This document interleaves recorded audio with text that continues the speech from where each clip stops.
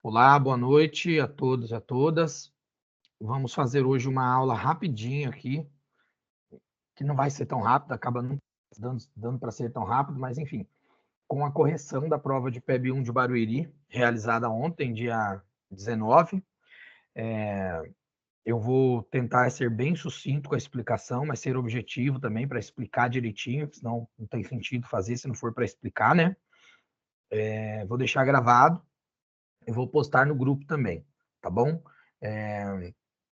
Espero que vocês aproveitem. Como eu não fiz a prova, eu não tenho a prova oficial aqui, mas uma das nossas alunas que fez a prova fez a gentileza de escanear, né, digitalizar a prova e mandar para mim. Então, a prova que nós vamos divulgar aqui na tela, ela terá algumas anotações. Ignorem as anotações, tá? É porque foi a prova que a nossa colega fez e ela teve a gentileza de escanear e mandar. Então, eu tentei até procurar na internet, entrei no site da IGEX para ver se a gente achava, mas não tem lá, só tem o gabarito mesmo, não tem a prova.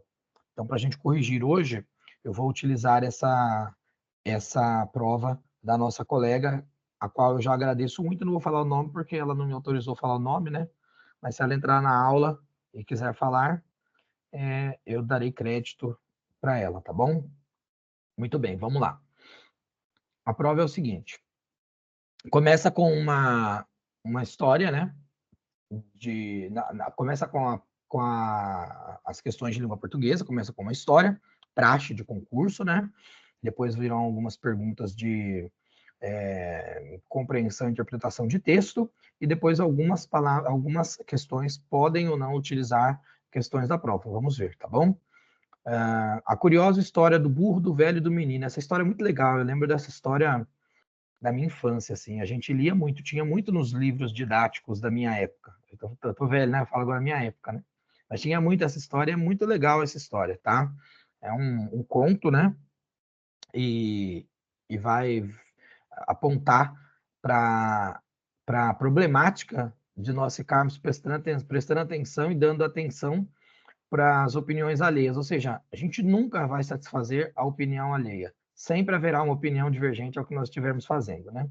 Mas vamos lá. A curiosa história do burro, do velho e do menino. Deu-se que o velho e o menino estavam levando um burro pela estrada. Passaram por um homem que riu deles. Onde já se viu um velho e um menino a pé e um burro sem ninguém em cima?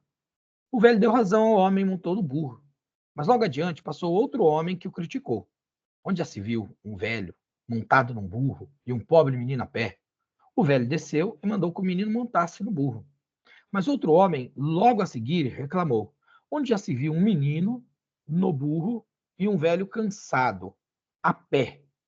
O velho achou que o homem tinha razão. Montou também no burro, que ficou com os dois em cima. Mas não demorou muito e um outro homem reclamou: onde já se viu um velho e um menino montados num pobre burro? Todas as alternativas tinham sido tentadas, menos uma.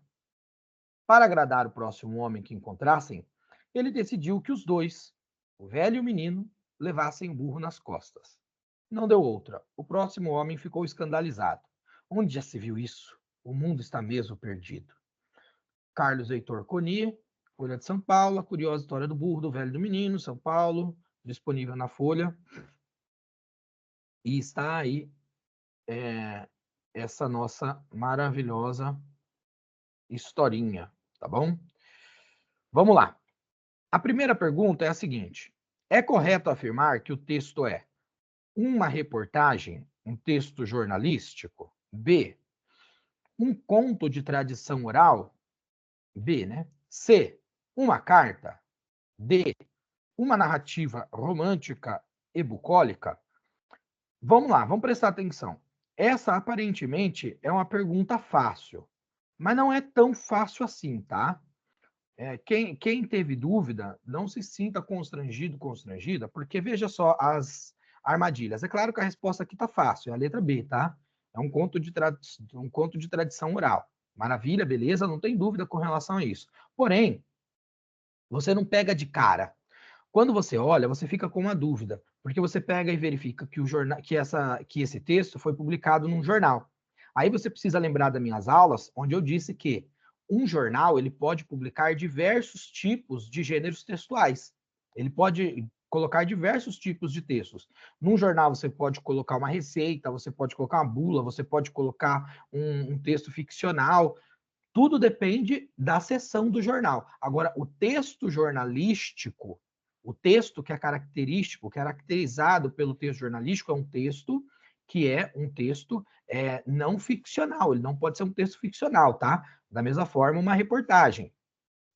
Esse tipo de texto tem que ser um texto científico, tem que ser um texto objetivo, tem que ser um texto que não admite um caráter ficcional, tá bom? Então, no caso aqui é uma ficção, então não pode ser um texto jornalístico, embora esteja publicado no jornal, tá bom? Não é um texto jornalístico.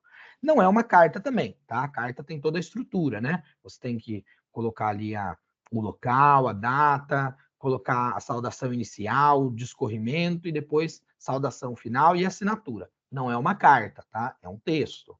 E é uma narrativa? É uma narrativa.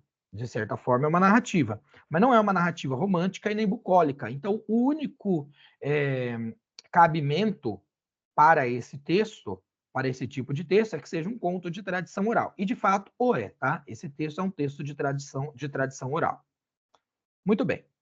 2. Qual é o conflito retratado no texto? Agora sim, é a parte de interpretação do texto. Então, você vai fazer uma inferência. Isso não está escrito no texto, você não vai encontrar lá uma parte que está escrita no texto, mas você vai inferir a partir das informações extraídas da leitura do texto e da compreensão do texto. Então, na alternativa A, diz o seguinte: o texto retrata um conflito geracional, ocasionado em razão da diferença de idade e opinião entre o velho e o menino. Isso não está presente no texto, não tem nada a ver. Em nenhum momento, aliás, é colocado qualquer fala, tanto do velho quanto do menino, quanto qualquer questão de conflito de geração. As falas são sempre dos terceiros, das pessoas que observam e fazem a sua opinião, dão a sua opinião acerca do que eles estão observando, tá? B. O texto retrata um conflito social, ocasionado em razão da divergência de opiniões entre as pessoas que também são diferentes umas das outras. Beleza, essa aqui é a resposta. Mas, à primeira vista, você vai falar, caramba, conflito social, será que não? Você vai olhar as outras questões e você vai ver que o único que se aplica mesmo é essa aqui, a letra B, tá? Na alternativa C é o seguinte: o texto retrata um conflito político ocasionado em razão de idolatria partidária das pessoas que querem impor regras a todo custo. Não tem nada a ver, né? Foi falado nada de partido aqui, muito embora esteja falando do burro, que poderia muito bem ser o Bolsonaro, mas não é, tô brincando, tá? Não é uma disputa partidária. D. O texto retrata um conflito cultural, ocasionado em razão de hábitos antagônicos, solidificados por contextos culturais advindos de países distintos que não o Brasil. Não tem nada a ver, né? Não tem nada a ver disso. Eles colocam um rebuscamento ali, uma dificuldade na hora da fala, mas não tem nada a ver isso. É realmente o B, ele retrata um conflito social em razão de divergência de opinião de pessoas, que também são diferentes entre si. Existem várias diferenças de pessoas. Existem versões desse texto aqui que o Carlos Heitor Coni colocou, que, por exemplo, ele coloca uma adjetivação para cada uma das pessoas que opinam a respeito do que estão vendo. Então, às vezes, um é um padre, um é um casal que está passando e vê, um é um vendedor. Então, depende do texto. Como esse é um texto de tradição oral, um texto que é cultural, muito difundido no Brasil, tem várias versões, tá? Vamos lá. 3. Na frase, os alunos estão em silêncio. A locução adverbial em destaque é de tempo, de modo, de lugar ou de afirmação. Então, a locução adverbial aí é silêncio. Como que eu poderia dizer que é, por exemplo, de tempo? Tem alguma coisa a ver com tempo aqui? Não, não tem nada a ver com tempo, tá? Tem a ver com o lugar? Estão no quarto, estão na sala, estão... Não, não tem, né? Não tem nada de lugar aqui, né? Também poderia ser de afirmação? Será que poderia ser uma locução adverbial de afirmação? Por acaso tem presente aí as palavras na verdade, de fato, sem dúvida, por certo, com certeza, certamente? Não, né? Não está. Então, não pode ser, neste caso, uma locução adverbial de afirmação. De forma que só resta para nós uma locução adverbial de modo, tá? É uma locução adverbial de modo. Eles estão como? Estão em silêncio. É o modo como eles estão. Silencioso, tá? Silenciosamente. Estão em silêncio. Então, o correto aí é uma locução adverbial de modo. 4. Aí vem um trecho, tá? E o olhar estaria ansioso esperando, e a cabeça ao sabor da mágoa balançada, e o coração fugindo, e o coração voltando, e os minutos passando, e os minutos passando. Vinícius de Moraes, olhar para trás. A figura de linguagem presente na frase é: aí a pessoa, que é aluna minha, teve a coragem de escrever aqui na maior cara de pau, que é um chute. Ai, como eu amo vocês. É um polissíndeto, gente. Eu expliquei isso para vocês. Eu expliquei isso na aula de figuras de linguagem, eu expliquei também na aula de vírgula, de regras para vírgula.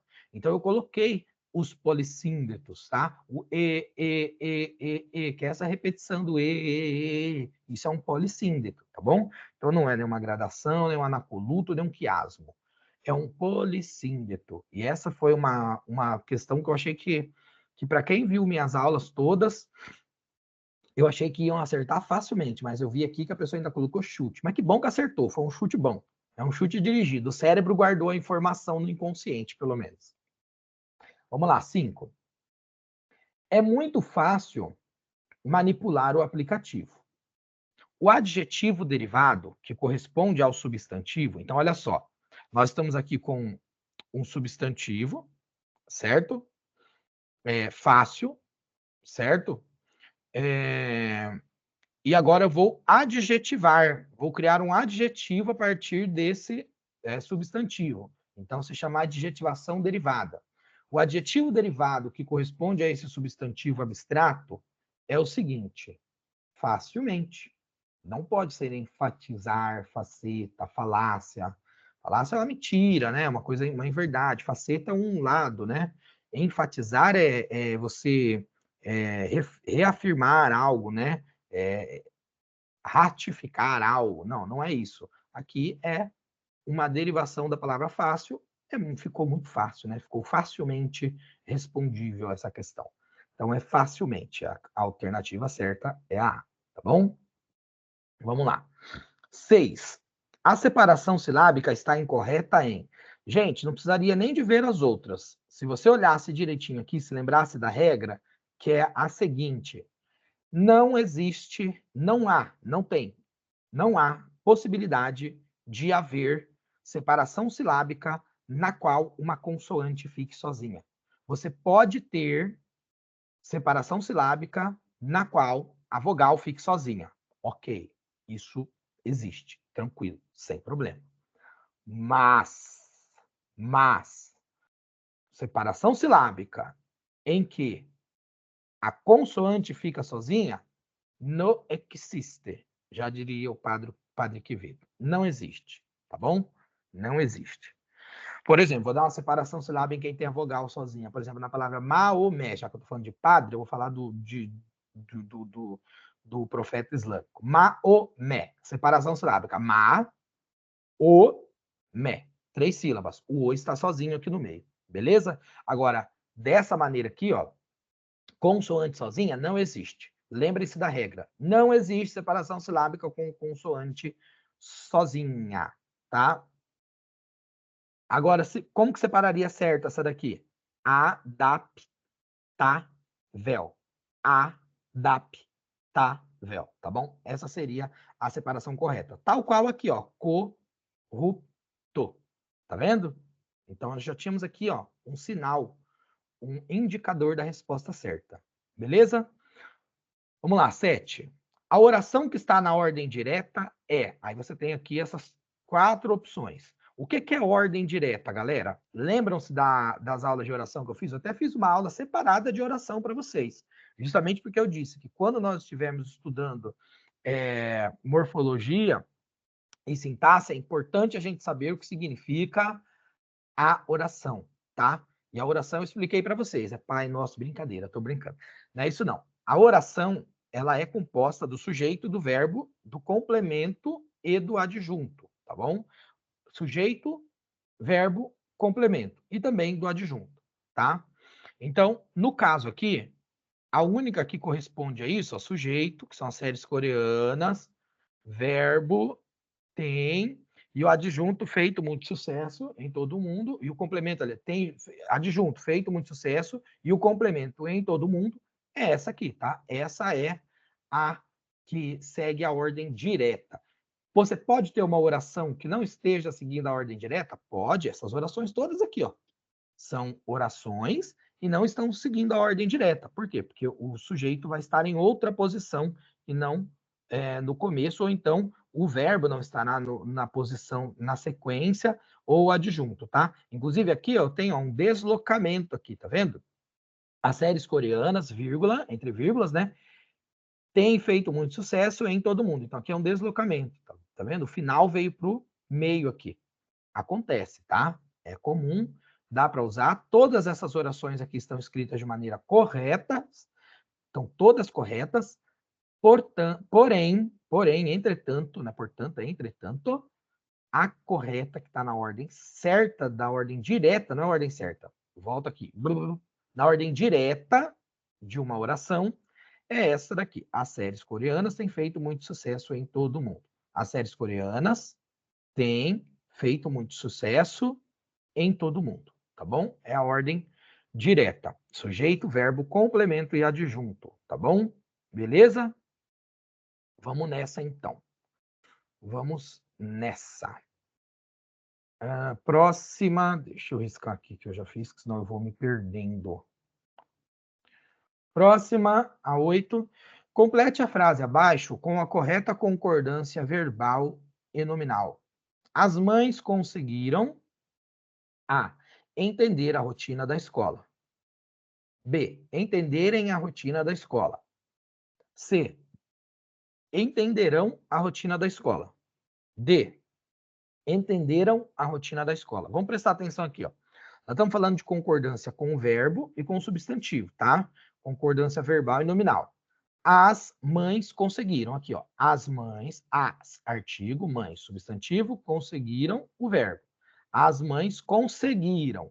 Nós estamos falando do verbo conseguir, tá? Vamos ver o que se enquadra melhor aqui. Entender a rotina da escola. As mães conseguiram entender a rotina da escola. Brasil, coube certinho. Essa daqui é aplicável.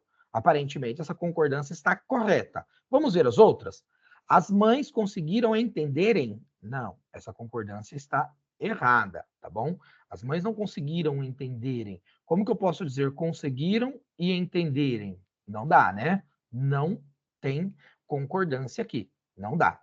Então, as mães conseguiram entender, é o certo, tá? A rotina da escola. As mães conseguiram entenderão. Tá no futuro, por acaso? Conseguiram ou conseguirão? As mães conseguirão entender, tá? Nem daria certo aqui, porque ficaria entenderão também. Então, não dá, não flexiona, não tem como, não tem concordância aqui. As mães conseguiram entenderam. Não, aí não precisaria do conseguiram, seria só as mães entenderam a rotina da escola. Você abriria a mão. Então, não cabe também, não se aplica, não dá certo. Tá bom? Ai, caramba, tem gente pedindo aqui para entrar e eu enrolando. Será que deu certo? Tomara que tenha dado certo. Deu certo. Maravilha. Tudo bem? Tranquilo até aqui? Vamos dar sequência aqui na nossa correção. Bora lá. 9. Lacuna. O carteiro não entregou minha encomenda se ele passou aqui em frente da casa. Já vemos que pelo sinal gráfico aqui, nós temos um ponto de interrogação, então trata-se invariavelmente de uma pergunta, de uma questão, tá? Aqui, essa pergunta, então, é uma pergunta direta, não é indireta, porque eu tenho o ponto de interrogação. Então, é uma pergunta direta. Beleza. Se é uma pergunta direta, então o porquê tem que estar separado. Porque junto eu só uso para pergunta indireta, quando eu não tenho o ponto de interrogação, tá? Então, eu já vou eliminar aqui a letra A, porque o porquê está junto, certo? E eu vou eliminar também o porquê da letra D, porque o porquê da letra D, ele tem um acento circunflexo. E o acento circunflexo eu só posso utilizá-lo se for um sinal terminal, terminando a frase, tá? O carteiro não entregou minha encomenda. Por quê? Aí sim eu coloco o porquê com acento, tá? Mas como não é no final, é no começo, então eu já corto aqui também. Eliminado do Big Brother aqui da nossa prova, o porquê da letra D. Aí eu tenho esse porquê, e aí a pessoa pode ficar com dúvida, mas esse porquê, será que pode? Será que não pode? Esse porquê, gente, ele tem uma finalidade de ele tem uma finalidade de substantivação. Ele é usado como um substantivo, ele substitui as palavras o motivo, a razão, a causa, entendeu? Do tipo, não entendi o porquê seu time perdeu. Não entendi o porquê você não me ligou. Então, aí nesse caso, sim, tá? O porquê de a razão, o motivo, a causa, tá? Então, também não pode ser a C. Por eliminação, não sendo A, não sendo C e não sendo D, a única que cabe é a B. É a mais fácil, porque é a mais usual, mas é por isso que quase todo mundo erra. Porque parece que é tão fácil que a pessoa fala assim, não é possível que seja essa. Gente, não duvidem do que parece ser. Acreditem no cérebro de vocês, na conclusão que o seu cérebro toma. Claro, você vai fazer a revisão, fazer a análise. Se você observou que dentro da análise, da revisão, há algo assim anômalo, há algo absurdo que não tem como, não há razão de ser, não há possibilidade de ser, aí tudo bem. Aí você muda. Porque aí você analisou e viu que a resposta era outra. Você percebeu, você verificou, é fático que a resposta não é aquela. Agora, se você continua em dúvida, mantém, tá? Mantém o que você pensou, tá bom? À primeira vista, o que o seu cérebro vê geralmente é o certo, tá? Vamos lá. 10. Analise a frase abaixo e, conforme as normas formais da língua portuguesa, assinale a alternativa que pode preencher as lacunas. Amanhã, lacuna, noite, vou, lacuna, teatro. Teatro. Aí vamos lá. Alternativa 1 ali. Alternativa não, né? A opção 1. O A com crase e depois ao. Depois, 2. A sem crase e ao. A 3.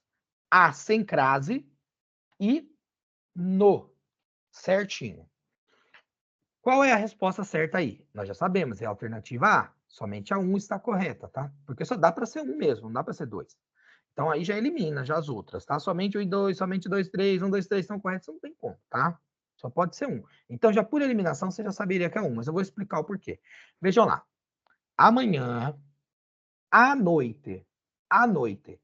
Noite é uma palavra feminina. À noite. E você está apontando um tempo aqui, então você vai usar amanhã à noite. Você está usando uma preposição e está usando um artigo. Agora veja, se você substituir noite, por exemplo, por entardecer, sempre use essa regrinha de substituir por um masculino. O entardecer. Amanhã, o entardecer, vou ao teatro. Não, você diz amanhã, ao entardecer, vou ao teatro. Então você está substituindo aqui, tá? Ao entardecer. Se tem o, então tem a. E se tem a, você tem a crase, tá? E aí, se você descobriu que aqui é a crase na noite, acabou com todo o resto, porque não tem outra opção com crase. E você vê aqui que o correto, certo, é ao teatro. Quem vai a algo, não vai no algo, tá? Eu vou ao teatro, tá bom? Eu vou ao teatro. Maravilha. Aí eu poderia dar uma aula de regência aqui, tudo, mas não é o caso, tá? A gente pode fazer isso depois. É só para explicar e dar a resposta dessa questão, porque senão a gente não termina hoje. Legislação. Em consonância com a Lei 13.005, de 13.005 ou 13.005 de 2014 do PNE, leia os itens que seguem para assinalar a sequência correta quanto às alternativas verdadeiras, V e F. Essa estava tranquila, né? Quem viu minhas aulas estava tranquila. A erradicação do analfabetismo trata-se de uma das diretrizes do Plano Nacional de Educação. Beleza, é isso mesmo. Verdadeiríssimo. A universalização do atendimento escolar trata-se de uma das diretrizes do Plano Nacional de Educação. Também verdadeiro. Então, tem nem o que discutir. VV, alternativa B, corretíssima. Certinha, tá bom? Vamos para essa aqui, ó. 12. De acordo com a Lei 9394 LDB, artigo 6º, é correto afirmar que é dever dos pais ou responsáveis efetuar a matrícula das crianças na educação básica a partir dos A, 3 anos de idade, B, 4 meses de idade, C, 3 meses de idade, D, 4 anos de idade. Vamos lá. Eu expliquei bastante isso para vocês em todos os momentos que eu falei sobre a LDB, em todas as aulas que estão gravadas lá, eu coloquei para vocês. O que vale é o que está na lei, é o que está escrito na lei. Embora hoje, na prática, nós tenhamos uma decisão dos tribunais superiores que determinam que é direito da criança ser matriculada antes, continua sendo obrigatoriedade dos pais matricular apenas a partir dos 4 anos de idade, que é na etapa de educação infantil que nós chamamos de pré-escola, que a lei chama de pré-escola, tá bom? Então, é obrigatório matricular na creche? Não. É direito dos pais matricularem na creche e dever do Estado? Sim, é dever do Estado. Mas é direito do pai decidir, da mãe decidir, se vai ou não matricular na etapa da creche. O contrário já acontece a partir da pré-escola. Na pré-escola, a matrícula é obrigatória. Então, é obrigatório que os pais ou responsáveis matriculem a matrícula, né? Efetuem a matrícula das crianças na educação básica a partir dos 4 anos de idade, tá bom? É 4 anos de idade. Viram que eles colocaram aí 4 meses para enganar a pessoa. A colega que estava fazendo a prova, ela quase caiu, porque ela sabia a resposta já de cabeça e ela viu a palavra 4. Só que ela foi bem safa e ela leu o restante. Como ela leu o restante, ela desmarcou o que estava errado e marcou o certo, tá? Então, é só ficar esperto com isso, com essas pegadinhas aí. 13. Conforme a LDB, no seu artigo 4º, o dever do Estado com educação escolar pública será efetivado mediante a garantia de... Aí vem as opções. Educação infantil gratuita a crianças de até 4 anos de idade? É só isso? Só até 4 anos de idade que é obrigação do Estado a matrícula? B. Educação infantil às crianças de até 6 anos de idade. Será que é isso? Muita gente errou essa daqui, tá? Muita gente, a maioria das pessoas erraram essa questão. Novamente, porque o que vale é o que está na lei, tá? Educação infantil gratuita às crianças até 5 anos de idade? Educação infantil gratuita às crianças de até 7 anos de idade? Muito bem. Qual é a alternativa certa? É a alternativa C. Educação infantil gratuita às crianças até 5 anos de idade. Aí vocês vão falar assim, mas professor, tem uma coisa errada aí. Porque com 6 anos a criança está no pré. A criança ainda está no pré. Né? Existe isso, não existe? Por causa do corte lá, quem faz depois do dia 31 de março, a criança ainda está no pré. Pois é, mas a LDB fala alguma coisa do corte? Não, não fala. Até porque isso foi decidido depois por uma resolução do Conselho Nacional de Educação. Eu expliquei isso também nas minhas aulas para vocês, né? Então, isso não é regrado pela LDB. O que nós estamos pedindo aqui, o que nós não, né? Quem sou eu? O que está sendo pedido aqui pelos formuladores das questões é o que está no artigo 4º da LDB. E o artigo 4º da LDB fala que até os 5 anos. 4 e 5 anos de idade. Depois, 6 anos de idade é quem? É ensino fundamental de 9 anos, tá? É ensino fundamental de 9 anos. Aí essa questão do corte é uma questão que não está na LDB. Então você vai perguntar assim, mas professor, tem como fazer uma como é que se diz? Gente, eu tô cansado, tá? Desculpa, aí foge mesmo as palavras. Quando você contesta, tá uma contestação, um requerimento lá, vocês entenderam o que eu estou dizendo, né? da prova? Não, não tem como fazer, tá? Você pode fazer tudo o que você quiser, mas não se aplica, tá? Não perde seu tempo fazendo recurso. Não perde seu tempo recursando sobre isso, porque essa é uma questão que não cabe recurso, tá bom? Porque é o que está na lei que ele está pedindo. E não o entendimento judiciário e nem o entendimento pela resolução do Conselho Nacional de Educação, tá? Se fosse isso, ok, mas não é o caso. 14, vamos lá. Segundo o artigo 3º da LDB, o ensino será ministrado com base em princípios específicos. Sobre esses princípios, assinale a alternativa incorreta. Alternativa A, igualdade em condições, processo e permanência na escola. Certinho. B, destituição entre a educação escolar, o trabalho e as práticas sociais. Não, não é destituição, é muito pelo contrário. Muito pelo contrário. Eu vou até achar aqui na LDB para pegar a palavra certinho. Na verdade, é a conjunção desses elementos. Vou até achar aqui, ó. Artigo 3º LDB. Vamos lá. Ó.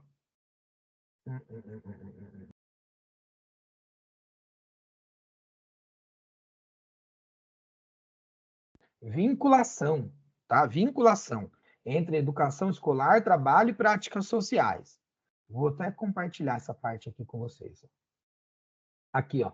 Eu tô com a mãozinha em cima. Vinculação entre a educação escolar, o trabalho e as práticas sociais, tá bom? Então, o correto aqui é vinculação. Eita, eu fiz besteira. Deixe-me compartilhar novamente aqui com vocês a tela, tá bom? Às vezes eu apanho da tecnologia, tá, galera? Acontece. Acontece mais do que vocês imaginam, inclusive. Vamos lá. Então, a única que pode ser é essa aqui, destituição, certo? Porque ele está pedindo a incorreta, é só uma que é incorreta. Mas vamos ver as outras só para lembrar desses princípios que nós encontramos na LDB, tá bom? No artigo 3º. Gestão democrática do ensino público, aí ele coloca do ensino público por quê? Porque nós estamos falando da escola pública. No ensino privado, ele vai falar sobre gestão democrática? Não, porque é um ente privado. Então, existe uma não interferência, uma não ingerência. Claro que o ensino privado vai ser regido pelas normativas do sistema de educação, com base na legislação nacional, mas alguns princípios administrativos são respeitados. Então, o princípio de não ingerência, nesse sentido, é respeitado, então por isso que a gestão democrática é no ensino público, tá? Na forma da LDB e da legislação dos respectivos estados e municípios e do Distrito Federal. D, liberdade de aprender, de ensinar, de pesquisar e de divulgar a cultura, o pensamento, a arte e o saber. Muito bem, tudo isso aqui que está sendo destruído pelo governo de São Paulo, do Tarcínico e daquele indivíduo, que eu não vou falar palavrão, que é o secretário, aquele indivíduo que é secretário de Deseducação do Estado de São Paulo, o vendedor de notebook. Vamos lá. Então, a resposta certa é a B, destituição da educação escolar. Não, é vinculação da educação escolar do trabalho e das práticas sociais. Tá bom? Vamos lá. 15. Conforme a Lei 8.069, de julho de 1990, que é o ECA, avalie as asserções a seguir e a relação proposta entre elas. 1. A criança e o adolescente gozam de todos os direitos fundamentais inerentes à pessoa humana, sem prejuízo da proteção integral de que trata o ECA, assegurando-lhes, por lei ou por outros meios, todas as oportunidades e facilidades a fim de lhes facultar o desenvolvimento físico, mental, moral, espiritual e social, em condições de liberdade e de dignidade. Assim, os direitos enunciados no ECA aplicam-se a todas as crianças e adolescentes, sem discriminação de nascimento, situação familiar, idade, sexo, raça, etnia ou cor, religião ou crença, deficiência, condição pessoal de desenvolvimento e aprendizagem, condição econômica, ambiente social, região e local de moradia, ou outra condição que diferencie as pessoas, as famílias ou a comunidade em que vivem. Claro que aqui é muito claro o texto, ele é todo longo assim, para confundir mesmo, mas a resposta certa é a A, tá? Os itens 1 e 2 estão corretos, tá? Então, um complementa o outro, um complementa a ideia do outro. Se as crianças e adolescentes gozam de todos os direitos fundamentais inerentes à pessoa humana, independente do que está no ECA ou em outras leis, esses direitos se aplicam a todas as crianças, independente das suas condições que as diferenciam entre outras pessoas, tá? Então, nada disso importa. O direito da igualdade pertence a todos, tá bom? O direito à igualdade pertence a todos. Então tá, maravilha. Próxima, 16. Para efeitos da lei número 8.069, de 13 de julho de 90, o ECA, e desconsiderando excepcionalidades, é correto afirmar que considera-se criança a pessoa até 12 anos de idade incompletos, 10 anos de idade incompletos, 11 anos de idade incompletos ou 13 anos de idade incompletos? Eu também falei sobre isso, disse que é uma pergunta que iria cair e que é difícil, que confunde mesmo, a pessoa fica confusa entre os 11 anos completos, os 12 anos incompletos, dá essa dúvida mesmo, tá? Eu super entendo quem tem essa dúvida, mas a resposta certa é a letra A. 12 anos de idade incompletos, tá? 12 anos de idade incompletos, certo? Então, 12 anos de idade incompletos é a resposta correta pela LDB, tá bom? Vamos lá. Próxima, 17. De acordo com a Constituição Federal de 88, todos são iguais perante a lei, sem distinção de qualquer natureza, garantindo-se aos brasileiros e aos estrangeiros residentes no país a inviolabilidade do direito à vida, à liberdade, à igualdade, à segurança e à propriedade em termos específicos. No que se refere a esses termos, avalie os itens abaixo para assinalar a alternativa correta. Primeiro, é livre o exercício de qualquer trabalho, ofício ou profissão, atendidas as qualificações profissionais que a lei estabelecer. Tranquilo, né? Só ler aqui e entender o que está escrito. Mesmo que você tiver dúvida, que você não lembrar das aulas de LDB, e eu sei que vocês lembram, porque eu fui bastante específico nessas aulas de legislação, é só você perceber aqui, ó, é livre o exercício de qualquer trabalho, ofício ou profissão. É sim, atendidas as qualificações profissionais que a lei estabelecer. Claro, existem qualificações, alguns trabalhos exigem qualificações específicas. Eu não posso fazer um atendimento clínico médico, porque eu não sou médico. Seria o exercício ilegal da medicina. Eu não posso advogar, porque seria o exercício ilegal da advocacia. Eu posso ser professor, eu posso lecionar. Por quê? Porque eu tenho a qualificação profissional que a lei estabelece, tá? Sou pedagogo. Então, cada um tem as suas especificações, cada profissão tem suas especificações. Algumas não requerem nada, algumas não requerem uma qualificação específica, tá? Prevista em lei. Mas as que exigem, você tem que seguir. Então, é questão de lógica aqui, tá? A 1 tá ok, a 1 tá beleza. Então, por conta disso, a B já estaria eliminada da nossa brincadeira aqui. E qual mais estaria eliminada? A D também, porque a D está dizendo que a 1 está errada, e nós sabemos que a 1 está certa. Então, fico entre a A e a C. Agora, vamos ver o que diz na 2, para ver se eu fico com a somente uma, ou a 1 e a 2 estão corretas. Vamos ver. É assegurado a todos o acesso à informação e o resguardado o sigilo da fonte, quando necessário ao exercício profissional. No caso aqui de jornalismo, que é resguardado o sigilo da fonte. Então, também está certa essa questão aqui, tá? Essa questão não, essa afirmação aqui, tá? De forma que, então, 1 e 2 estão corretos. Então, a alternativa C é a alternativa certa, tá bom?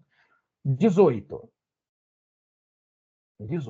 O artigo 4º da Constituição de 88 afirma que a República Federativa do Brasil rege-se nas suas relações internacionais por princípios específicos. Sobre esses princípios, avalie os itens abaixo para assinalar as alternativas, ou a alternativa correta, aliás. 1. Incitação à guerra. Não, muito pelo contrário. O princípio das leis das relações internacionais, da Constituição, é justamente a não incitação à guerra. O Brasil não pode chamar uma guerra. Sabiam disso? O Brasil não pode iniciar uma guerra. O Brasil pode responder a um ataque. E aí, entrar no estado de guerra. Mas o Brasil não pode, pela nossa Constituição, é cláusula pétrea da Constituição, o Brasil não pode declarar guerra a ninguém. Por quê? Porque o Brasil é um país que é anti-imperialista, pela nossa Constituição. Então, eu não posso chegar, olhar para o Uruguai e falar 4 milhões de habitantes só. 4 milhões? 4?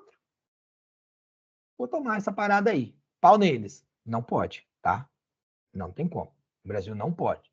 Diferentemente, pode sim responder e entrar em estado de guerra se for atacado. Se tiver a sua soberania aviltada, se tiver a sua soberania afligida, atacada, tá bom? Aí o Brasil pode responder e aí pode entrar em guerra. Pode entrar não, né? Pode se envolver na guerra, mas o Brasil não pode incitar a guerra de maneira alguma.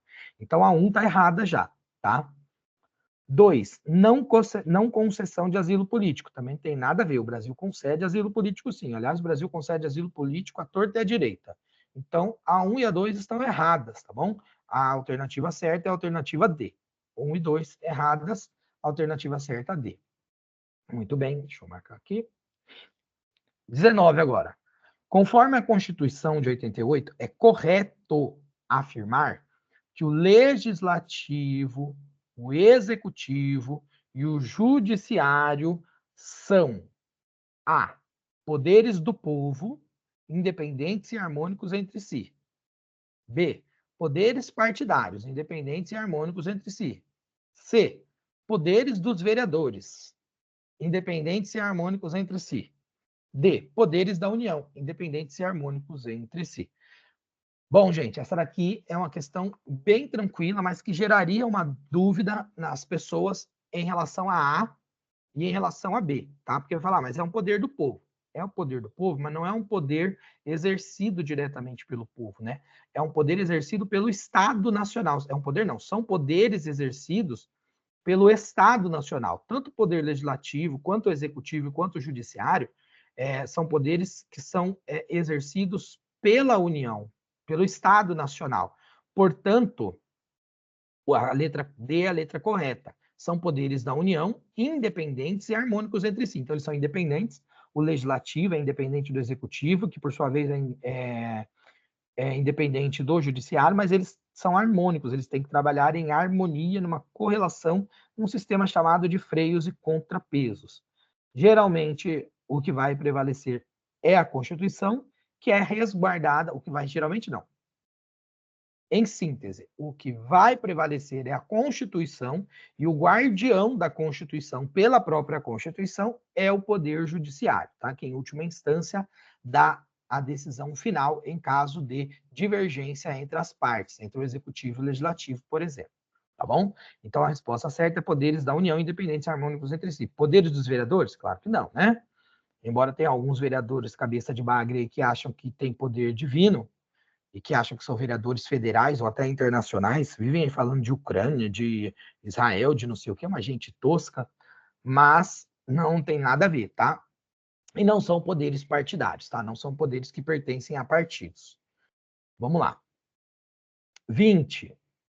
Considerando a Constituição de 88, é correto afirmar que soberania, a cidadania e dignidade da pessoa humana são descritos no artigo 1º como a habilidades legais da República Federativa do Brasil. Que interessante seriam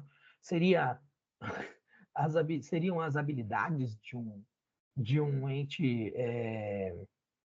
ente abstrato e convencionado, não é? Estranho. Não tem como ser habilidades, né? Então, a letra A, fora. Letra B, fundamentos da República Federativa do Brasil. Essa é a nossa resposta certa, tá? São fundamentos. A soberania, a cidadania e a dignidade da pessoa humana são fundamentos da República Federativa do Brasil, letra B. São normas públicas da República Federativa do Brasil? Não, gente. Não são normas públicas. Não tem nada disso aqui, tá? São obrigações civis impostas pela República Federativa do Brasil? Não, gente. Soberania é uma característica que se aplica somente ao Estado, ao ente estatal, tá bom? Então, cidadania e dignidade, beleza, até se aplica à pessoa, né? Mas a soberania se aplica ao Estado. Então, tem essa de obrigações civis também. Então, a alternativa certa é a alternativa B de bola. Fundamentos da República Federativa do Brasil. Eliminamos a metade da prova. Vamos para a sequência. Agora vamos falar de conhecimento pedagógico, tá bom? Maravilha.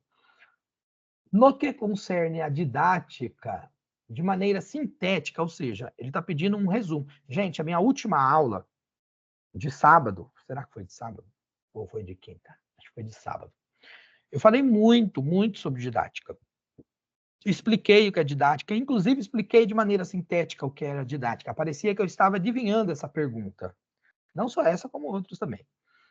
E aí ficou fácil para quem viu a aula responder essa. Até de maneira sintética, significa resumidamente, de maneira muito breve, muito rápida. Sintetiza aí a parada. O que é didática?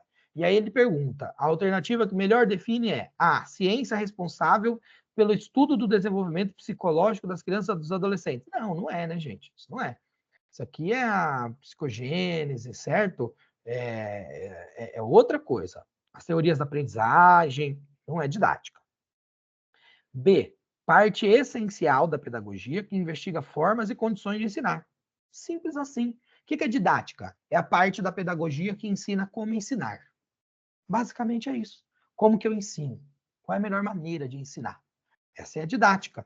Então é isso, a resposta certa é a B. Não é C. C está escrito área da educação responsável pela formação continuada de professores. Não, não é, tá? D. Campo de investigação sobre as formas e possibilidades de avaliação dos estudantes. Não, não é avaliação. A didática não lida com a avaliação, ela lida com o dar aula. Claro que isso leva em consideração as concepções de avaliação, claro, nós estamos falando de uma concepção de processo de ensino e aprendizagem. Então, se eu aprendo como ensinar, se eu estou querendo entender como ensinar, obviamente eu vou querer saber como o aluno aprende, como eu vou avaliar para saber como esse aluno aprende. Então, isso é intrínseco ao processo. Mas o fato é, didática é como o professor atua. Então, é a área da pedagogia que vai lidar com como dar aula.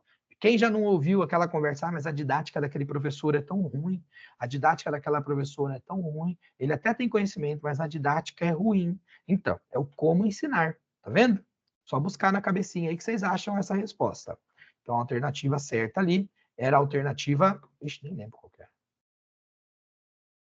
Alternativa B, tá bom? Vamos para a 22. A 22 é muito legal, gosto muito dessa pergunta aqui, porque ela também estava na minha aula de sábado. Haha, quem assistiu a aula sábado teve chance de ir muito bem na prova.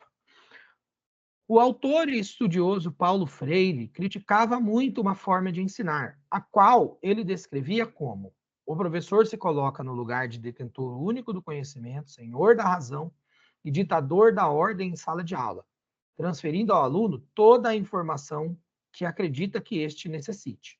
O aluno deve aceitar sem se manifestar. Tal forma era denominada por Freire como ensino bancário, B, ensino arbitrário, C, ensino apartista, D, ensino carrasco. Essa daí foi a mais legal. Claro que vocês vão se lembrar que nós estamos falando de educação bancária. Ele colocou aqui ensino, o formulador, para dificultar um pouquinho, né? Mas não muda nada, né? Se você pegar aqui o termo bancário, você vai ver que é isso, tá bom? Daria para você pensar arbitrário? Daria, mas existe essa concepção de palavra de ensino ou educação arbitrária dentro das falas de Paulo Freire? Não, ele dá o exemplo clássico, esse é o exemplo clássico da postulação do Paulo Freire, a educação bancária, ou seja, o rompimento com o paradigma da educação bancária. Nós não aceitarmos essa educação onde o professor é o detentor da razão e deposita, como se possível fosse, no cérebro do aluno, como se abrisse o cérebro e depositasse ali o conhecimento. E o conhecimento fica ali guardado e vai sendo carregado pelo aluno sem que esse critique o conhecimento, sem que esse pense ou reflita a respeito ao longo da vida. Então, não é aceitável esse procedimento, e Paulo Freire criticava, e ele chamava isso de educação bancária. Aqui serve a opção ensino bancário, tá bom? Alternativa A é a alternativa correta. Vamos para 23.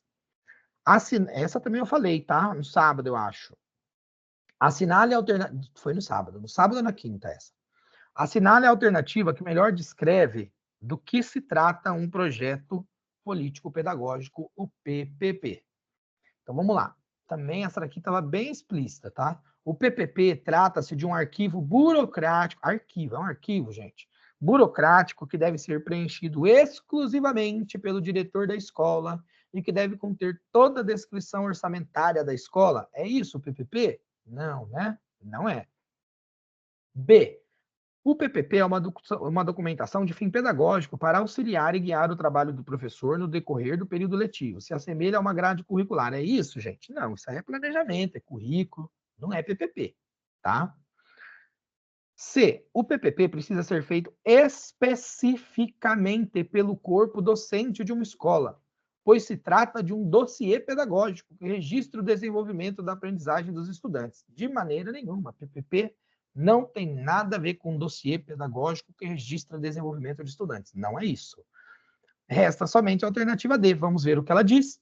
O PPP é um documento democrático, certinho. Projeto político-pedagógico. Então, é democrático e, por isso, deve ser elaborado em várias mãos. Perfeito, em várias mãos. Todo mundo que está na escola, professores, funcionários, gestão, participação de alunos, de pais, todo mundo que puder pode participar.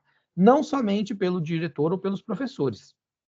Nele deve haver informações importantes sobre a escola, sobre normas, sobre acordos didáticos, dentre outros combinados coletivos. Por isso que ele é um documento altamente democrático, porque ele leva em conta os combinados da coletividade, tá? Então é isso, a alternativa certa da 23 é a alternativa D, tá bom? 23D. 24. De maneira geral, a teoria histórico-cultural, muito conhecida no meio educacional, defende que os indivíduos tornam-se humanos desde que convivam com outros seres humanos e apreendam com eles sobre a realidade concreta e cultural que os cercam. É certo que o principal expoente dessa teoria foi alternativa A, Piaget, B, Jerome Brunner, C, Levi Vygotsky, D, Erik Erikson. Gente, eu falei sobre isso no sábado, explicitei bastante. Depois respondemos questão também sobre isso. De quem que é a teoria histórico-cultural? Quem que é o sócio-interacionismo? Levi Vygotsky. A resposta certa, então, é a alternativa C. 24C. Vygotsky, tá? Piaget é a teoria cognitiva da aprendizagem. É importante, a gente costuma colocar assim, só para a gente poder facilitar o entendimento, a gente diz que tem uma ordem. Piaget primeiro, depois vem o Vygotsky, que complementa a parada, falando de linguagem e de interação social, tá? O objeto do conhecimento com o conhecimento desenvolvido a partir da linguagem, e depois vem Vallon, 3, que aí nós vamos falar sobre o quê? Sobre tudo isso, mas vamos também vamos inserir a questão do afeto e vamos dar uma ênfase maior na questão da linguagem, tá bom? E também do movimento, da interação do movimento, tá bom? Então é isso, ó. Facinho, facinho. Eu expliquei sobre isso também na quinta ou no sábado. Quem viu, não perdeu. Avalie os itens abaixo sobre formação continuada de professores para assinalar a alternativa correta. 1. A formação continuada é de responsabilidade exclusiva do próprio professor, que deve garantir, no mínimo, a conclusão de um curso de pós-graduação ao ano. Tem isso aí em algum documento? Não, não tem. Nós temos as diretrizes de formação dos professores, eu passei isso para vocês, eu li isso para vocês, também isso está previsto na LDB sobre formação continuada, mas não tem nada a ver, isso aqui é uma bobajada, tá? A formação continuada é de responsabilidade exclusiva? Não. A formação continuada é de responsabilidade do professor, mas também do sistema de ensino, tá? Para onde ele trabalha. e deve garantir, no mínimo, a conclusão de um curso de pós-graduação por ano? Claro que não. Não existe isso aqui, tá? 2. Todo professor que esteja atuando na educação pública brasileira precisa comprovar, além de pós-graduação, a participação em grupos de estudos permanentes em sua área de atuação. Não, tem nada a ver. Tem nada a ver isso aqui, tá?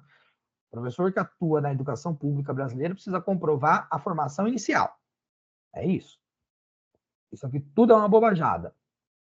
Então, a alternativa correta é a D, que 1 e 2 estão errados. As duas afirmações estão erradas, são invenções, não tem nada a ver, tá? Muito bem. 26. Leia os itens que seguem para assinalar a sequência correta quanto às alternativas de verdadeira e falsa.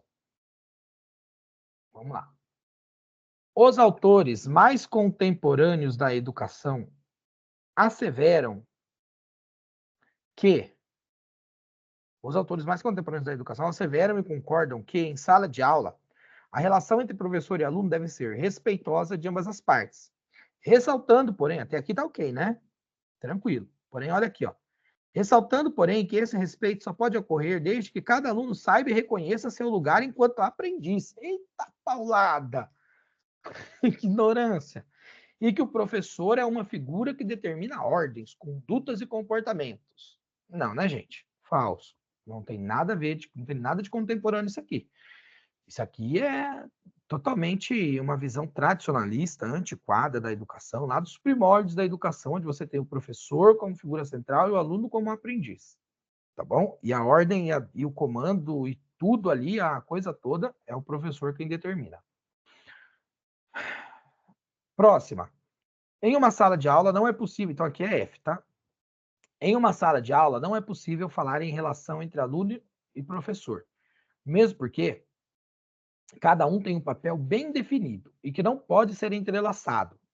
Na escola, portanto, o professor ensina, transmite conteúdos, e os alunos devem tratar de absorver tudo e memorizar, sem qualquer tipo de relação.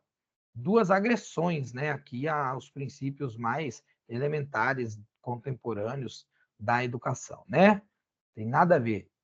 É total a relação entre aluno e professor na sala de aula. A relação do ensino-aprendizagem, ela é dialógica, ela precisa conter essa relação de interdependência entre professor e aluno dentro desse processo de ensino-aprendizagem.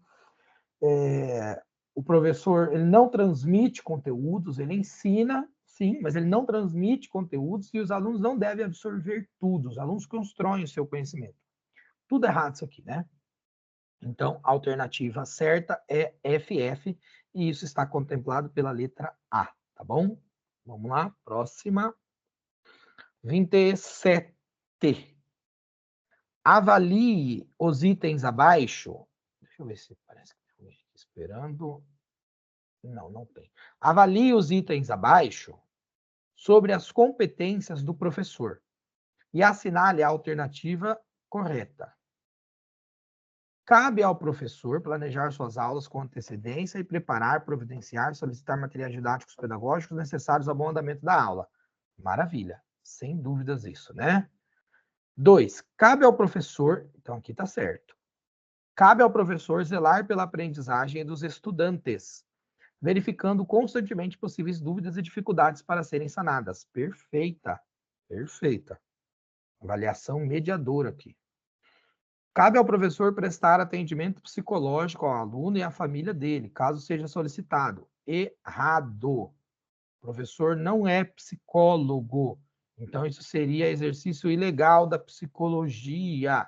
O professor é professor. Então, não pode ser 1, 2, 3 corretos. Está errado. Somente 1 está correto? Não, porque o 2 também está certo. C, somente 1 e 2 estão corretos? Essa é a alternativa certa. Alternativa C, 27C. 1, 2 e 3 estão errados? Não, só qual está errada é a terceira. A que está errada é a terceira, número 3. Tá bom? Bora lá, então. 27, alternativa C. Deixa eu marcar aqui. Vamos lá. Conforme o livro Desenvolvimento Psicológico e Educação, avalie as asserções a seguir e a relação proposta entre elas. O que diferencia a psicologia evolutiva das disciplinas não psicológicas é que seu objetivo de estudo é a conduta humana, tanto em seus aspectos externos e visíveis, como nos internos e não diretamente perceptíveis.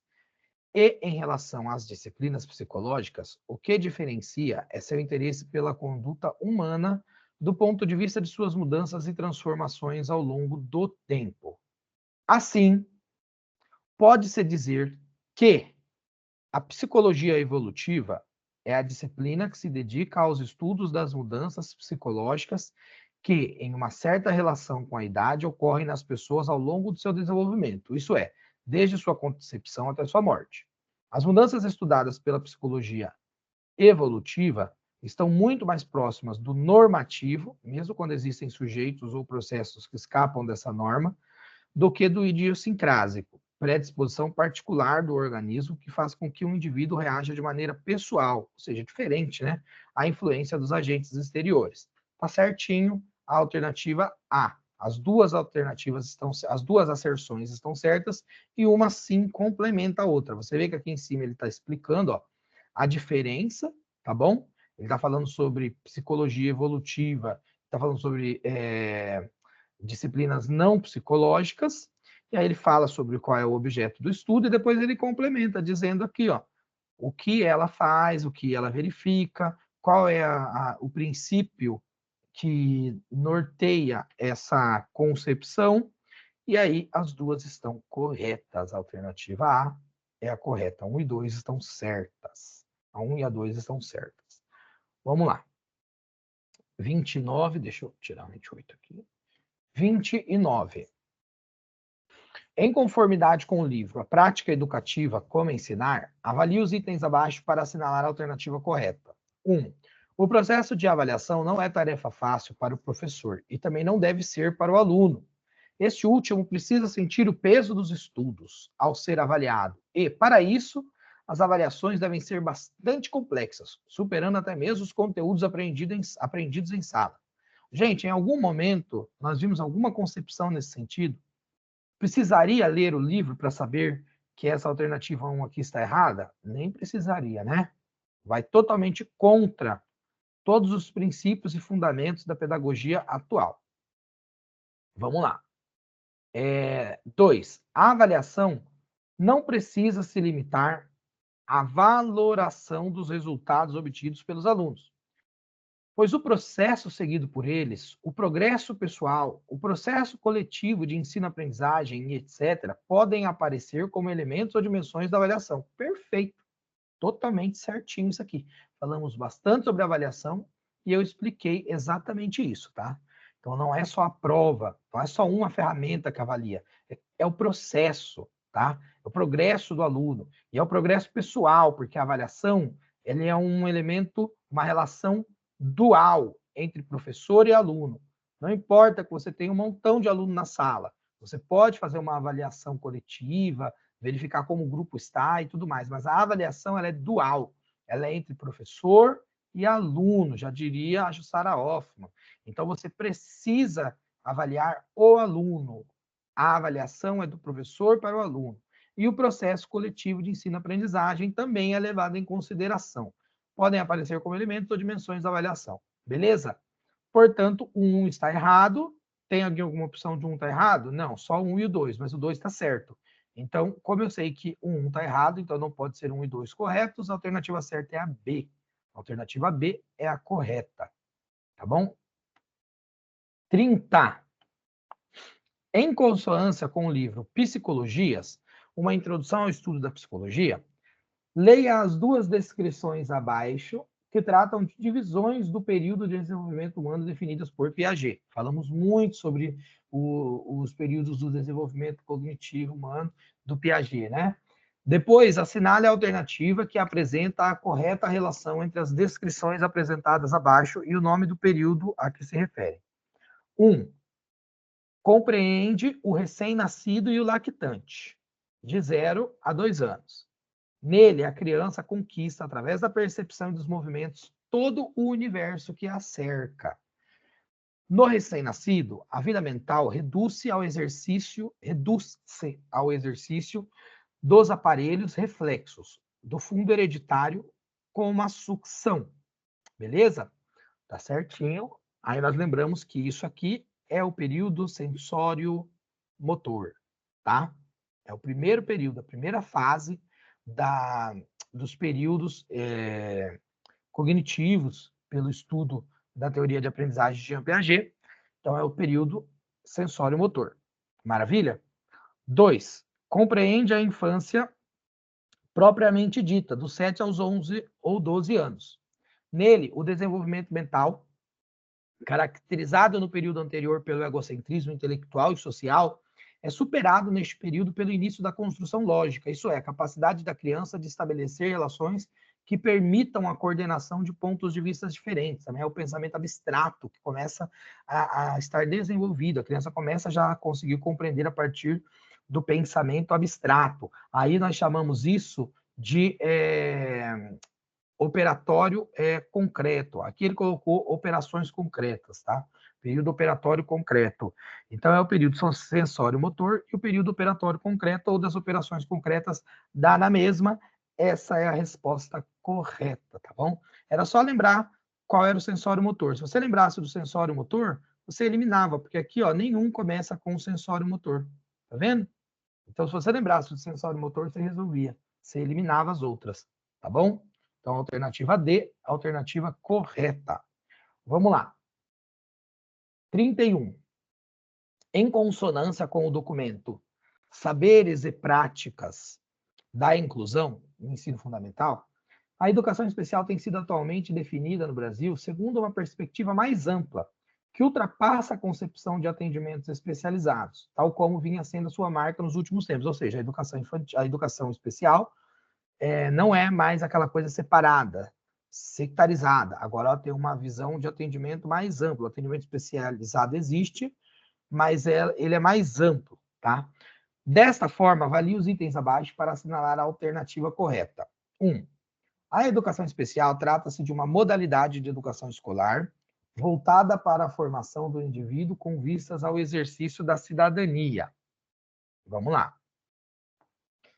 Como elemento integrante e indistinto do sistema educacional, a educação especial realiza-se transversalmente em todos os níveis de ensino, nas instituições escolares, cujo projeto, organização e prática pedagógica devem respeitar a diversidade dos alunos e exigir diferenciações nos atos pedagógicos que contemplem as necessidades educacionais de todos. 3. Na educação especial, os serviços educacionais podem desenvolver-se isoladamente, não devendo fazer parte da estratégia global de educação. Gente, é só lembrar de tudo que nós lemos sobre educação inclusiva e sobre educação especial, que nós fizemos um estudo muito complexo sobre isso, e você iria lembrar que, sim, é uma modalidade da educação escolar e que pretende formar o indivíduo com vistas ao exercício pleno da sua cidadania. Certíssimo. E é também um elemento integrante indistinto, ou seja, inseparável do sistema educacional. E ela deve se realizar transversalmente, ela acontece de maneira transversal em todos os níveis nas instituições escolares. E sim, deve ser respeitada a diversidade e, quando necessário, deve-se atender às diferenciações pedagógicas para contemplar as necessidades de cada aluno, ou seja, contemplar as necessidades de todos. Então, a 1 e a 2 estão corretas. Já a 3, olha o absurdo que ela vai dizer aqui, ó. Na educação especial, os serviços educacionais especiais podem desenvolver-se isoladamente. Eu posso pegar o AEE, o Serviço Educacional Especializado, e colocar isoladamente? Não, é contra o princípio fundamental do AE. O AE é ser um atendimento complementar e suplementar à escolarização regular do aluno. Então, ele não pode ser feito de maneira isolada. Aí, esse aqui, ó, não devendo fazer parte de uma estratégia global de educação. Nossa, chega que dói ler isso aqui. Então, a 3 está incorreta. Então, por lógica, não pode ser a D, 1, 2, 3 corretas. Não pode ser a C, 1 e 3 corretas. Não pode ser a B, 2 e 3 corretas, então só sobra para mim a 1 e a 2 corretas, é a alternativa A. A alternativa correta, deixa eu colocar aqui, ó, é a alternativa A, correta. Correta, eu devia ter colocado certa, né? Bom, vocês entenderam, tá bom? É essa aqui. Beleza. 32. No livro, segundo livro, A Criança em Desenvolvimento, as teorias do desenvolvimento são conjuntos de afirmações que propõem princípios gerais de desenvolvimento. Beleza, tranquilo, né? Sem nenhuma dúvida, estudamos bastante essa questão da teoria do desenvolvimento, tá? Quais teorias são descritas por enfatizarem as ações das crianças no ambiente e sugerem que mudanças relacionadas à idade no raciocínio precedem e explicam mudanças em outras áreas? Claro que é a alternativa C, as teorias cognitivas, tá bom? Não há dúvidas com relação a isso, tá? Não há dúvidas com relação a isso. Não são psicanalísticas, não são teorias transversais, não são teorias técnicas, são teorias cognitivas. 34. De acordo com o livro A Criança em Desenvolvimento, a natureza molda o desenvolvimento mais claramente através da programação genética, que pode determinar sequências completas do desenvolvimento posterior.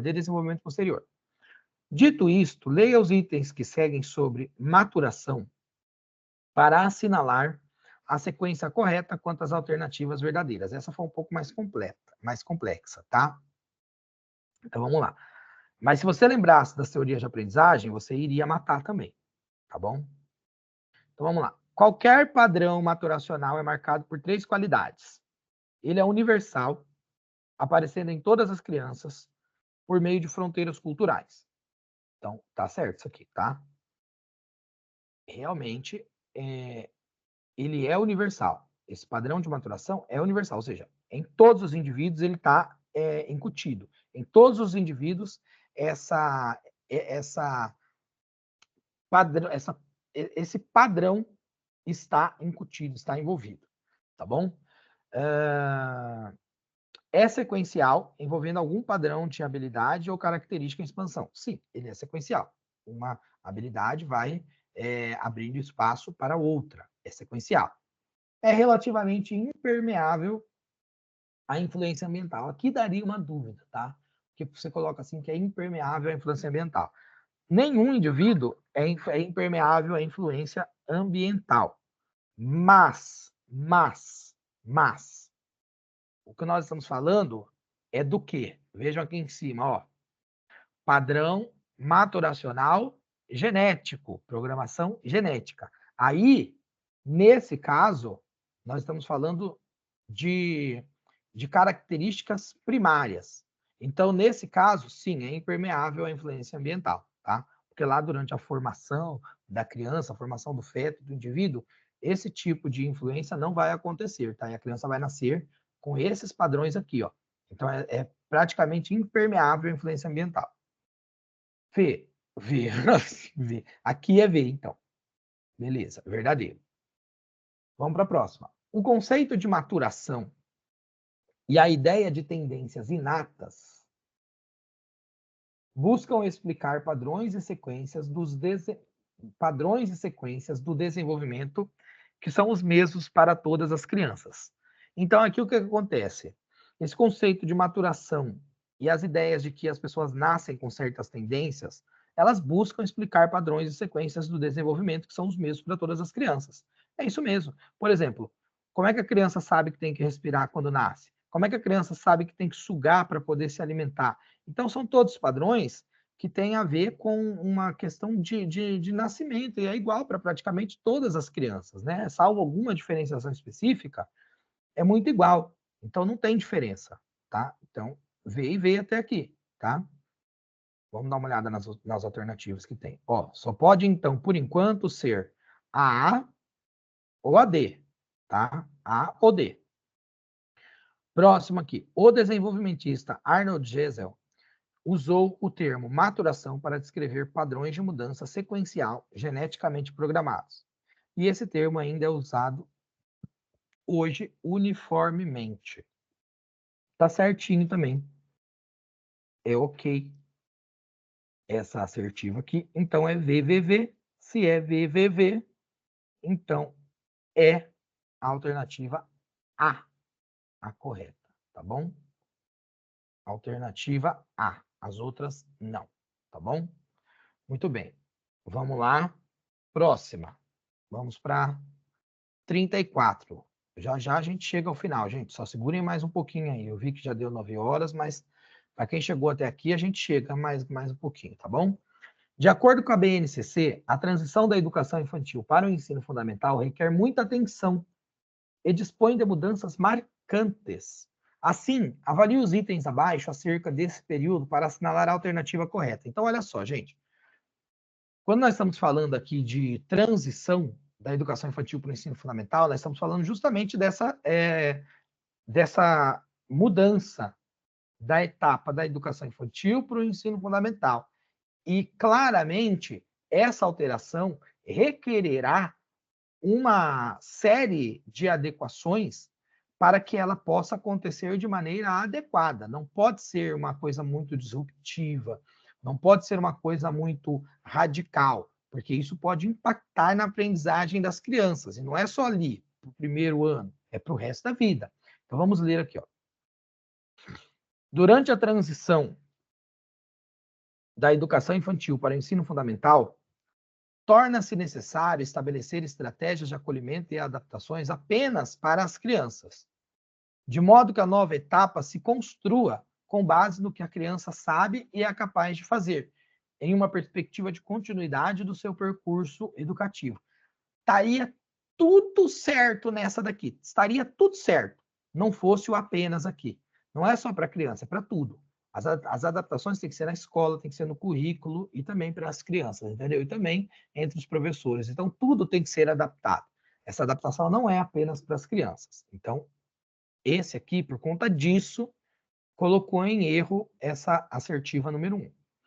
Na 2, durante a transição da educação infantil para o ensino fundamental, conversas ou visitas e trocas de materiais entre professores das escolas de educação infantil e do ensino fundamental, anos iniciais, também são importantes para facilitar a inserção das crianças nessa nova etapa da vida escolar. Certíssimo essa 2. Então, se a 1 está errada, somente a 2 está correta. Portanto, a alternativa certa é a alternativa B, tá bom? Alternativa B. 35.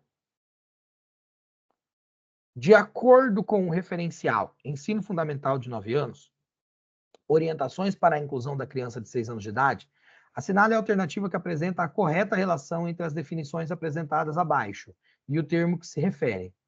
1. Processo pelo qual se adquire uma tecnologia, a escrita alfabética e as habilidades de utilizá-la para ler e para escrever. É a alfabetização. Estudamos isso, tá? Tem também nas nossas aulas, estão lá estes elementos. Próximo. Relaciona-se ao exercício efetivo e competente daquela tecnologia da escrita, nas situações em que precisamos ler e produzir textos reais. Letramento. Expliquei bastante isso, a diferença entre a alfabetização e do letramento. A alfabetização é você aprender a utilizar o código linguístico, aprender a usar o alfabeto, aprender a usar a tecnologia alfabética. Letramento é você utilizar esse saber que você desenvolveu da habilidade e competência de utilizar a tecnologia para o uso social, para o uso em situações concretas, em situações da vida real, da vida cotidiana. Então, aqui, produzir textos reais. O correto é alfabetização e letramento, alternativa D, tá bom? Alternativa D. 35, D. 36. Conforme o documento Ensino Fundamental de 9 anos, Orientações Gerais, o objetivo de um maior número de anos de ensino obrigatório é assegurar a todas as crianças um tempo mais longo de convívio escolar, maiores oportunidades de aprender e, com isso, uma aprendizagem mais ampla. Sabendo disso, avalie as asserções a seguir, a relação proposta entre elas e assinale a alternativa correta, tá bom? Primeiro aqui, ó. É evidente que a maior aprendizagem não depende do aumento de tempo de permanência na escola, mas sim do emprego mais eficaz do tempo. Beleza? Isso está certo ou está errado? Está certo. Embora se preconize mais tempo dentro da escola, não é o maior tempo quem vai dizer se vai haver maior aprendizagem, mas é como você utiliza esse tempo. Não é a quantidade, em síntese, é a qualidade do uso desse tempo, é a qualidade do que se trabalhará. Então, claramente aqui, o 1 está correto. Então, por isso aqui, ó, poderia ser a A, poderia ser a B, mas não poderia ser a C e nem a D. Só ficaria 2 aqui. Vamos ver a B aqui. A B não, a 2. A fragmentação de ambos deve contribuir significativamente para que os educandos aprendam mais. Então, vamos lá. A fragmentação do quê? A fragmentação do tempo de permanência na escola e do uso do tempo. Existe essa possibilidade? É uma loucura, tá meio quebrado esse negócio aqui, ó. Da aprendizagem ou do tempo da escola, maior tempo, não tem nem sentido esse troço aqui, tá? Então, claramente, essa 2 aqui está errada. Acabei de receber uma invasão aqui de uma mariposa. A 2 está errada. Então, somente a 1 está certa. Tem alguma alternativa que somente a 1 está certa? Não, mas tem a alternativa aqui, ó. O item 1 está correto e o item 2 está errado. Então, é isso aqui, é a letra B, tá bom? A resposta correta aqui é a letra B. Aqui está errado, tá? Aí a letra B que é a certa. Vamos lá. Então, próxima questão é a questão de número 37. Pulou a 36. 37. Vamos lá. De frequência compulsória é uma conquista resultante da luta do direito à educação travada nos países do Ocidente ao longo dos 2 últimos séculos, por diferentes grupos sociais, entre os quais avultam os setores populares. Esse direito está fortemente associado ao exercício da cidadania, uma vez que a educação, como processo de desenvolvimento do potencial humano, garante o exercício dos direitos civis, políticos e sociais. Diretrizes curriculares nacionais gerais para a educação básica. Eu trabalhei isso com vocês, se eu não me engano, foi na semana passada. Falei exatamente esse texto. Eu li esse texto nas diretrizes curriculares gerais para a educação básica. Então, esse trecho, ele refere-se exatamente ao ensino fundamental. O ensino fundamental de frequência compulsória é uma conquista resultante da luta pelo direito à educação travada nos países do Ocidente ao longo dos últimos séculos. Só ver o nome, gente. Fundamental, que é fundamento para a educação, tá? Não é ensino integral, tá bom? Ensino integral não é compulsório, tanto que você não tem ensino integral em todas as escolas, tá bom? Mas todos os sistemas, aqui no Brasil, claro, evidentemente, possui ensino fundamental, precisa de ter ensino fundamental. O ensino fundamental faz parte, é uma das etapas, a etapa mais importante não, uma das etapas tão importantes da formação escolar do indivíduo, tá bom? Não é gamificação e não é ensino híbrido também. Esquece isso aqui, tá? Eu acho que a etapa mais importante é a educação infantil. Não que as outras não sejam importantes. Não se trata de ser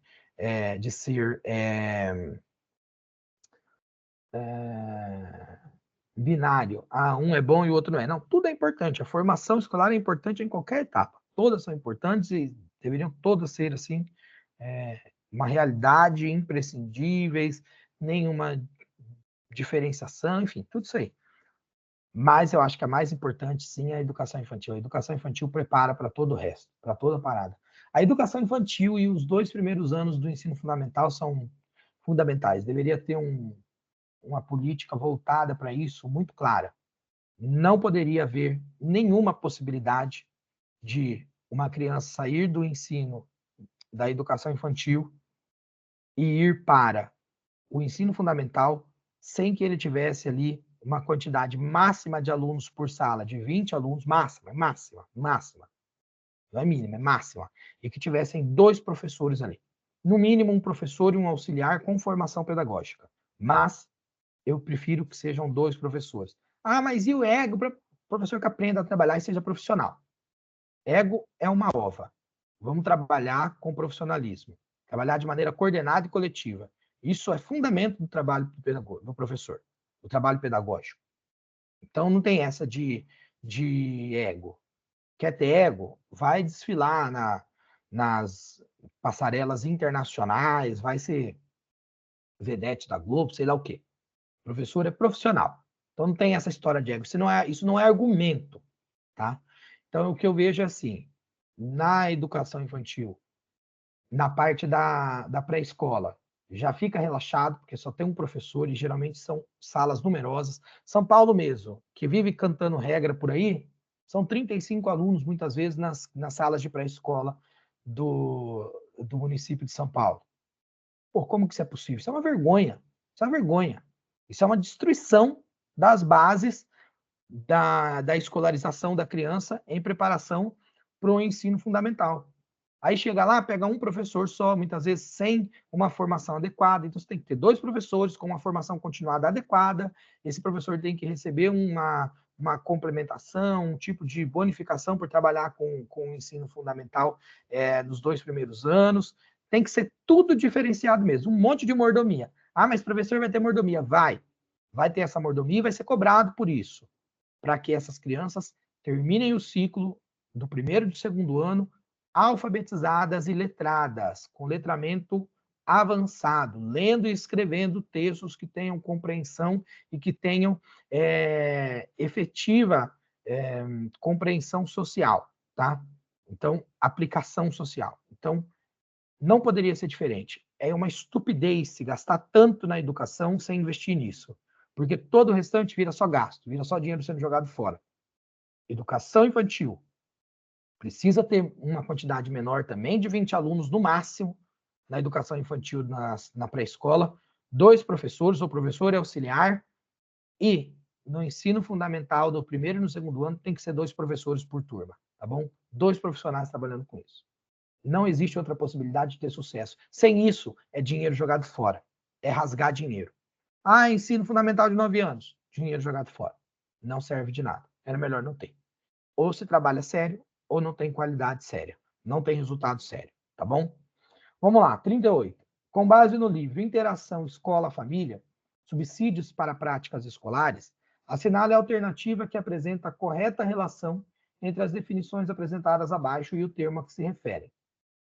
Então, nós vamos buscar quais são as afirmações corretas.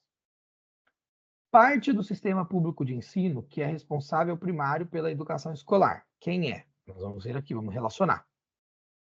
2. Exerce as funções de cuidados básicos de higiene, saúde, alimentação, orientação e afeto, mesmo sem laços de consanguinidade.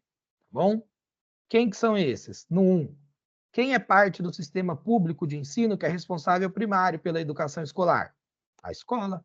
A escola é a responsável pela educação escolar, tá?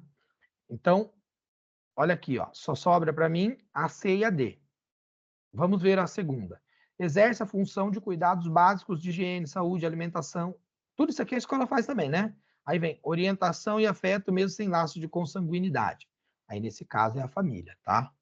A família. Ah, mas tá falando que é sem laço de consanguinidade, família é papai, mamãe e filhinho. É mesmo? É mesmo? Você não tem criança que é adotada? Você não tem criança que é criada por tutor legal? É sem laço de consanguinidade, muitas vezes. Então, no caso aí, família. Tá bom? A alternativa certa é a C, 38C. Vamos lá para 39. Só faltam mais 2, hein? De acordo com o documento Saberes e Práticas da Inclusão e Ensino Fundamental, leia os itens que seguem para assinalar a sequência correta quanto às alternativas verdadeiras e falsas. Necessidades educacionais podem ser identificadas em diversas situações representativas de dificuldades de aprendizagem, como decorrência de condições individuais, econômicas ou socioculturais dos alunos. Vamos lá, qual é a alternativa correta? Antes disso, vamos ver as afirmações aqui, tá? Crianças de maioria linguísticas, étnicas ou culturais. Será que as crianças... Presta atenção que isso aqui é uma pergunta que é difícil, tá? É uma pergunta que requer uma leitura de mundo. Será que crianças de maiorias linguísticas, ou seja, que pertencem a grupos majoritários em termos linguísticos, étnicas, grupos majoritários em termos étnicos, ou culturais, majoritários em termos culturais, são as crianças que representam maior dificuldade de aprendizagem? Essas maiorias, nós não estamos falando de quantidade, tá? Nós estamos falando de maioria no sentido de diferença das minorias. Tá? Minorias são aqueles mais segregados, aqueles grupos mais alijados no processo histórico-social. Então, nesse caso, maiorias é o contrário disso. Portanto, essas crianças que estão dentro desse contexto de privilégio, elas não são as mais representativas das situações de dificuldade de aprendizagem. Então, nesse caso aí, essa alternativa é falsa, tá bom? Vamos ver a próxima alternativa. Crianças com deficiência e bem dotadas. Sim, essas têm dificuldade de aprendizagem. Aí você fala assim, poxa, mas bem dotadas vão ter dificuldade de aprendizagem? Sim. Uma criança que possui uma superdotação ou uma habilidade especial, essas crianças superdotadas ou com habilidades especiais, bem dotadas, essas crianças às vezes encontram muita dificuldade na escolarização comum, regular, porque já não apresentam-se mais desafios para ela. Então, ela passa a não querer verificar itens importantes do seu processo de aprendizagem que são geralmente focados em crianças que têm um pouquinho mais de dificuldades. Então, aí, isso acaba gerando esse ruído, acaba gerando essa condição de dificuldade para ela, mesmo ela sendo superdotada, tá bom? Então, verdadeiro aqui. Crianças trabalhadoras ou que vivem nas ruas. Não precisa nem de falar, né? Crianças que trabalham ou crianças que vivem na rua têm muito mais dificuldades. Verdadeiro.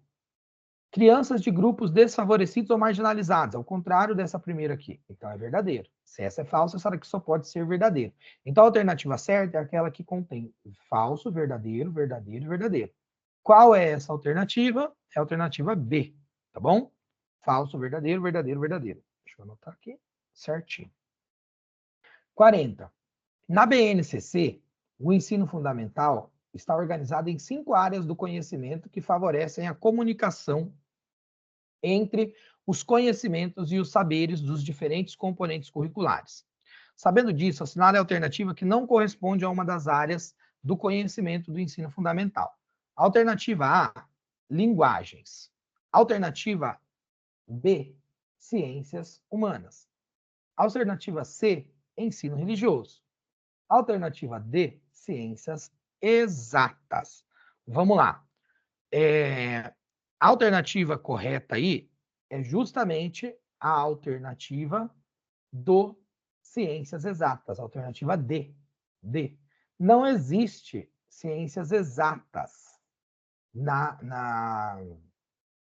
como área de conhecimento do ensino fundamental. Vou colocar aqui para você, ó.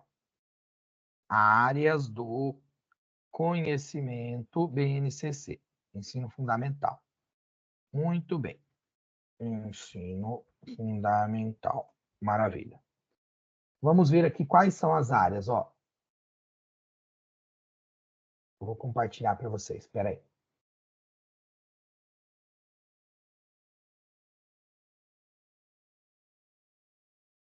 Tá difícil de abrir o troço aqui, mas vai abrir. Eu vou mostrar para vocês aqui, tá? Muita gente pensou assim, poxa, o ensino religioso que loucura. Mas se vocês se lembrarem, na aula que eu dei sobre BNCC, justamente eu coloquei para vocês que, embora eu não concorde com essa ideia do ensino religioso, eu compreenda que devesse ser eu compreendo que deve ser ética, cidadania, coisa do tipo, o lobby do aparelho religioso foi favorecido, né? O lobby religioso, né? O lobby das igrejas evangélicas, tá? Eu estou tentando arrumar uma outra palavra, mas eu vou usar essa mesma, a correta, tá? E aí virou essa porcaria aqui de ensino religioso, tá? É uma vergonha, mas é isso aí. Então, quais são as 5 áreas? É linguagens, matemática, não é ciências exatas, é matemática mesmo, tá? Matemática. Ciências da natureza, ciências humanas e ensino religioso, tá bom? Então, é matemática, cadê? Matemática, linguagem, ciências humanas, ensino religioso. e ciências da natureza. Muito bem. Então, ciências exatas é a que não corresponde. A alternativa certa é a alternativa D. Ensino religioso é a que não deveria, né? Concordo. É a que não deveria. Mas a que não está dentro do nosso rol é justamente ciências exatas. É matemática. Matemática. Tá bom? Math. Matemática, tá bom? E o ensino religioso está, mas não deveria estar. Alguém colocou que a 36 está difícil? Vamos voltar lá só para dar mais uma espiadinha nela? Prometo que eu já vou deixar vocês, que eu também estou com fome, ó. Realmente é difícil. Realmente é difícil. Mas pela lógica, daria para acertar, viu? Porque, você vê, é evidente que a maior aprendizagem não depende do aumento do tempo de permanência na escola, mas sim o emprego mais eficaz do tempo. Beleza, certinho aí. B, a fragmentação de ambos deve contribuir significativamente para que os educandos aprendam mais. Mas aí ficou naquela dúvida, fragmentação de ambos o quê? Do tempo da aprendizagem, do tempo ou do maior ou do menor tempo, enfim, ficou esquisito, né? Ficou esquisito. Do tempo da aprendizagem, da permanência na escola ou do emprego do tempo, não ficou bacana o entendimento. Então, meio que por lógica dava para eliminar, né? Essa questão. Então, gente, sobre a nossa correção do PEB1 foi isso.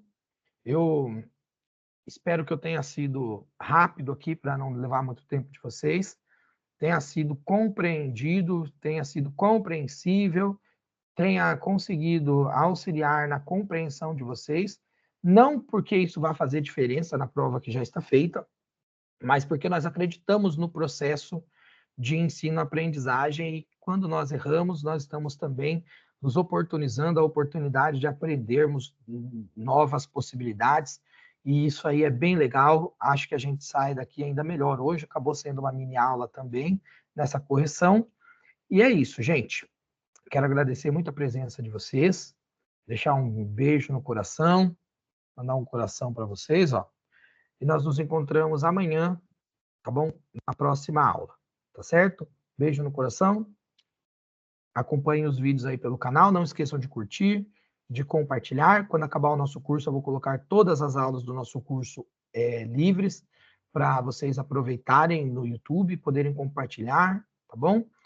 E é isso, espero que eu auxilie a vocês aí nessas batalhas rumo ao cargo público a partir do concurso público. Boa noite. Tchau, tchau.